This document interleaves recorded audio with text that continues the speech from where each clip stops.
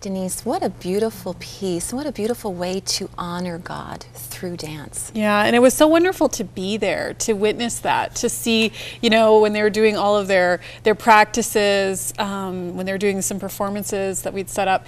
It was just, it moved me so deeply. I mean, I was really like, oh, I wish I could be part of this troupe, because I never got to take dance as a child, and I never, but there's something about dance that just deeply moves me, and that idea of using your whole body to worship God. There is just something so powerful about that. I really loved it because, you know, like some churches do have dance in them. Like we have, or people have the freedom to dance, and we all have varying degrees of expertise. And you know what? I know that God, even if we're terrible dancers, but we're doing it out of a heart to worship, He receives that. There is something beautiful about people who are really focused on bringing excellence into that area, and then being excellent in their worship to God, you know. And when you watch that, you see, it feels like the heart of worship, because sometimes you feel that in your heart when you're trying to worship God. You feel like that's what you want to do in your heart, but you physically cannot, at least I can speak, physically I cannot express something that beautiful. But that's how worship, what they show is how worship feels sometimes. And I think the key thing is exactly that. They're professionals, and they're working their way to become more professional. You know, Genevieve is a professionally trained dancer, and so she's imparting what she has, and these students are coming 20 hours a week. And I think the thing for me that impacted me is that they were doing this before they had any performances. I mean, they were just doing this because there was this thing in them that wanted to express themselves through dance. They weren't doing it so that they could become a dance troupe and travel across the world. That wasn't necessarily the vision. The vision was just really to express what they had. And in that church, that is allowed, and that's free, and that's wonderful. And so in that freedom in their church, they were able to bring this troupe together. And you know, the purpose of dancing is worship. It isn't to perform per se, it's really to worship. So they're training themselves, they're putting that much into it for God. Benjamin really accentuated that really important point that you mentioned as being controversy still within the churches, that dance is too often seen, and it's because of the way it's being demonstrated typically in the world, as something vulgar. Yet he talked about, and you did, the mission of it, that you're doing it for God. It's a whole different thing you're looking at here. Even in the Old Testament that talks about dancing to the Lord, playing instruments to the Lord, it really takes us back. And it's great what you did. You think of the story of King David, where he danced in his underwear before God, and his wife got was so upset. embarrassed. Yes, you know, but God said that He loved that, you know, like, that God loved that uninhibited expression. So there's someone who wasn't a professional, and God still loved it. I'm assuming he wasn't a professional. There's so much to be said for just being totally abandoned to God on the inside, and often in dance you express that on the outside as well. I know you mentioned in the piece that they performed at Heaven's Rehearsal 2007. And they also performed just in November at Heaven's Rehearsal 2008.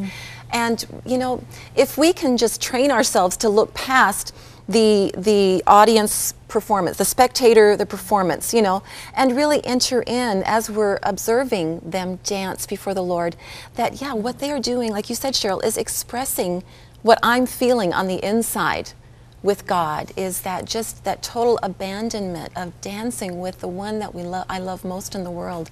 It's just a beautiful gift, really, that they share with the rest of us. Well, I was thinking how at the beginning we were talking about the bus ads, and they said, now go and enjoy your life because there's probably no God, and how they assume that there's no enjoyment. And I would have to say, as a person of faith, you know, like you don't always feel joy, like, you know, when you're getting up at 6 a.m. and then you have to get the snow off, shovel your driveway, or, you know, like it's not like every single miserable moment that you have, you just, you know, are above that somehow.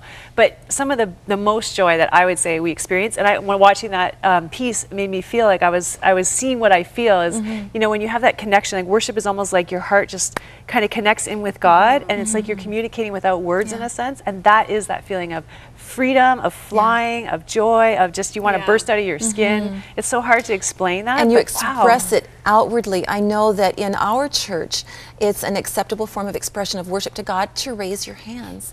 And I do that not because people around me might see or might not see. No, it's totally disregarding anyone else around you and knowing that it's just between you and God. And I see their dance as this as well. And That there's the just- yes. spiritual element. I just want to highlight again, the spiritual element of what they do is very big. You know, that the fact they're really a troop in every sense of the word, that they come together, they pray together, they have people praying for them. They really take care to make sure that when they're dancing, it's not for any other reason. Right. You know, like they said, to bring purity back to dance. And I mean, the fact there's so many shows out there right now about dancing, you know, there's something about dance that moves us, that moves our hearts. And that's what I attribute to the popularity of these shows anyway. And the fact that they're doing this though in a totally different way, and without words, they are expressing so much, and that's so key for Quebec. And I you know, that's really their heart, is to reach their own province, and arts is the way in Quebec, because it's such a province that is just so rich in the culture and in the arts, and they really hold arts in a high esteem. Right. And so they want to spread this around their province first. That's really kind of where they see themselves going, and through dance, through not even expressing words, through not a bus ad, but just through their Right. bodies expressing the joy and the spirit of God.